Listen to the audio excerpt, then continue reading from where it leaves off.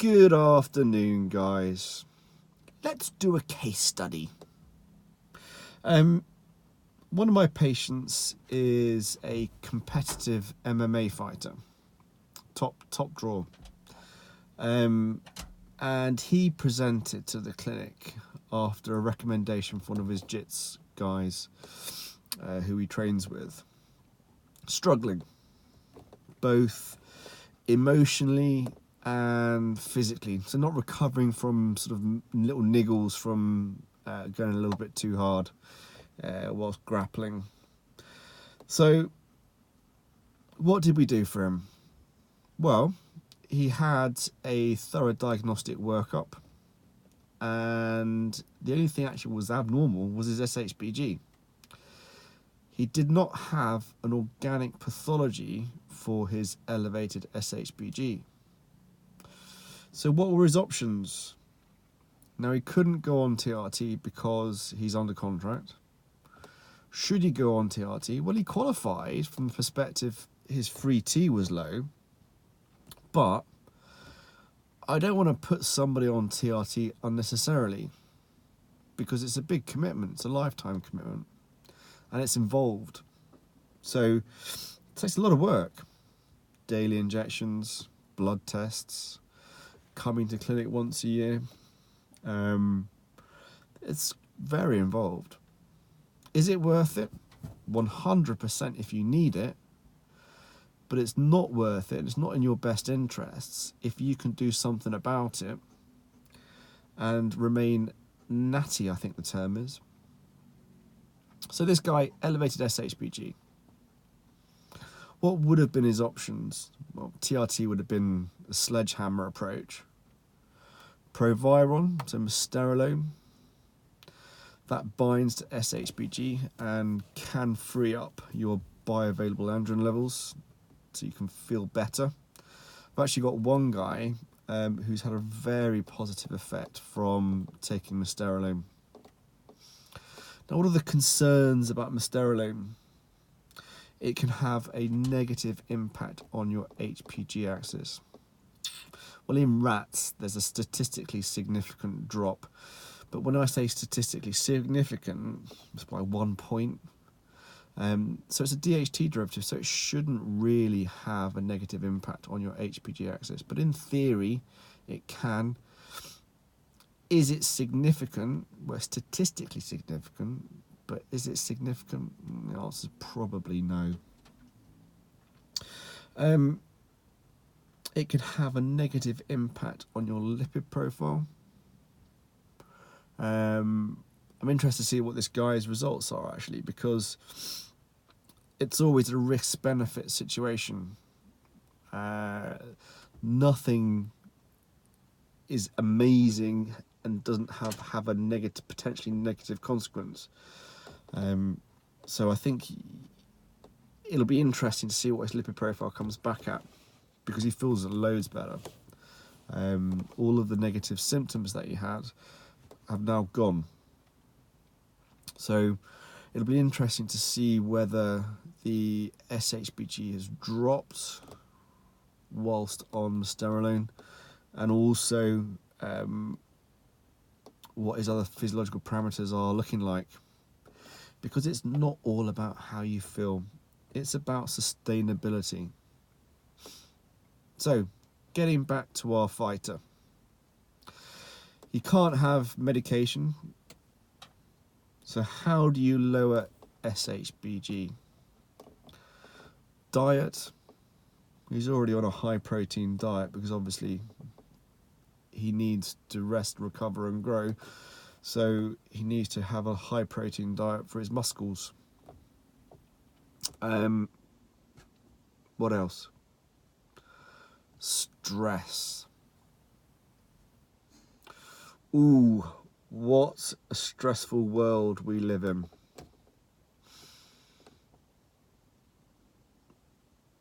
I'm not going to go all hippie. All go hunter-gatherer today because but you're all sick of me talking about that. But stress. He trains hard. He trains all day, every day, whether it's actually grappling or actual MMA or teaching and he's constantly on the go. So he's quite cortisol dominant. He doesn't really give himself enough time to recover and grow. So we talk about balance. We talk about the necessity to appreciate that you need to have an anabolic time and a catabolic time, and an over-predominance of catabolism will ultimately have a negative impact on your well-being. And this is manifesting itself in him partly with a high SHBG, but also he's a bit of a stress head. So we're working with him on reducing stress. We know stress reduction works, and he knows stress reduction works. Now, how does he know? Well, he went on holiday and his morning erections came back. He was calmer, more confident, self-esteem improved, and hey presto, back in the real world, back to his old self. Stress. He needs stress to fight, but he doesn't have the right balance. His main issue is he's got so much on, and it's that evil money that he needs to live that is clouding what should be an obvious solution. So it's all about compromise. Compromise is probably the wrong word. Is it the wrong word?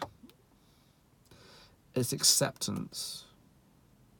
Now, he's already seen the positive effects from stress reduction. But how can he take that into everyday life? Because he's a busy boy. Well, hormones, they don't care what day of the week it is. They don't care if it's Saturday or Sunday. They don't care if it's Monday or Tuesday. It's a 24-hour cyclical journey with hormones. So what should he do? Number one, sleep. Sleep is incredibly important. So I've told him to look at his sleep hygiene, which he's got bad sleep hygiene, and look at other things like mindfulness. Not mindful, mindful. Say that 3 times real quick. So again, I always talk about be more dog. My dogs live in the present. They are perfectly in tune with their surroundings and me. They know when I'm pissy. They know, which is a lot of the time. No, it's not really. I'm only joking. They know exactly how I'm feeling. Incredible. They are incredible. Be more dog. So yeah, they're perfectly in tune with their environment and their aura. So I think, yeah, we lead very hectic lifestyles, and I think we need to take some time out each and every day to remove the bullshit. Does it matter? Does it really matter? It's a game. It's a dance. I'm not going to mention my favourite philosopher because I keep getting told off to mention him. But you need to appreciate the moment. Now, if you lead a very hectic lifestyle, and most of us do, the guys that don't are lost in their thoughts. But it's all about balance. And it's all about taking a little bit of time out every single day just to center your mind. Mindful, not mindful. So yeah, I'd be interested to know how you guys cope with stress, because it's a big problem. It's a huge problem. And I'm sure it's a reason why we have low testosterone. If you're constantly catabolic and you don't give yourself time to recover, then ultimately both your physical and psychological well-being will suffer. Oh, there's a cat. They haven't seen it. I thought it was going to be a barking session then, but it was all right. So yeah, a time for reflection, whether it be meditation, whether it be walking in nature. I take my dogs for a walk every day in the country park, and it just resets me. You don't have to be out for long, but just remove yourself from the machine and find some inner peace. Super important. 100% super important. It's a very weird model that we live in. And I think you just need to just take a little bit of time out every single day just to center your mind